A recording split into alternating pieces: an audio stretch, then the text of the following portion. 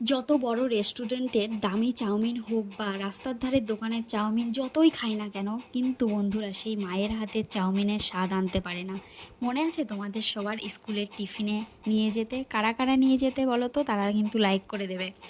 তাই অনেক দিন পরে বাড়িতে গেলাম। বাড়িতে যাওয়ার সঙ্গে সঙ্গেই মাকে বললাম, মা একটু চাউমিন বানিয়ে দাও না। সেই স্কুলের টিফিনে যেভাবে চাউমিন বানিয়ে দিতে বলার সঙ্গে সঙ্গেই মা সমস্ত কিছু জোগাড় করে নিয়ে বসে পড়লো চাউমিনটা রান্না করতে।